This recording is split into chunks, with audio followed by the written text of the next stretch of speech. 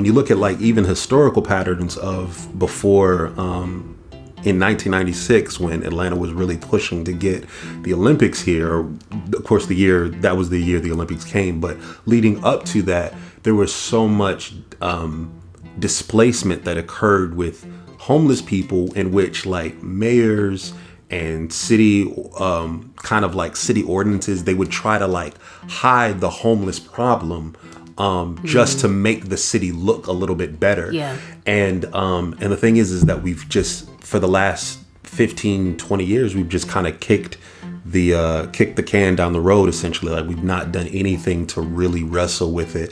And I used to volunteer pretty heavily at a place called Safe House, which is further along that way down Juniper, Cortland, actually, in which they would kind of be there and help out with kind of the homeless community. They'd give them meals and things like that.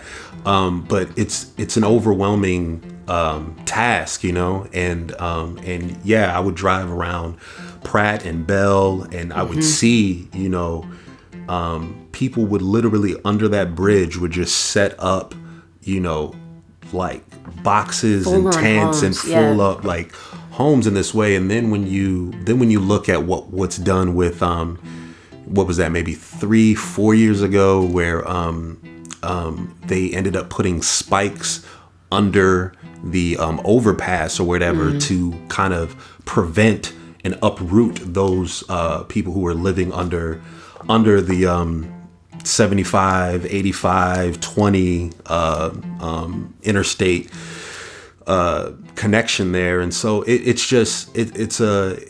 just something that's hidden in plain sight, you know? Right. And so that's essentially where all of this came from, was just dealing with that. And then, of course, pivoting to essentially to what you were talking about most recently about your home, that I complimented you on, because I'm like, man, this is a beautiful home. It's wonderful. Yeah. And but it was kind of it was an attempt to draw a parallel between these people without a home, these people without a place that they could call theirs, and kind of in that third verse, it kind of positioned it to the idea of like, what if we thought about the people who lack, the people without things, if we thought about the people who felt like they needed a home to validate themselves, you know? Yeah. You know, so the beginning parts of that is the indigent, the inadequate, the penniless, the hapless, the destitute. The only difference is these guys rock a tie and suit. And so this idea of saying like,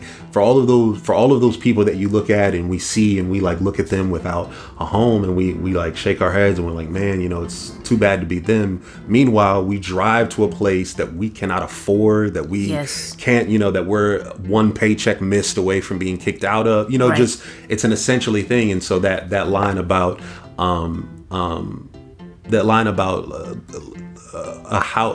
a roof over your head can actually expose you. You know, it's just that idea of saying like there's more to this than we sometimes think about. So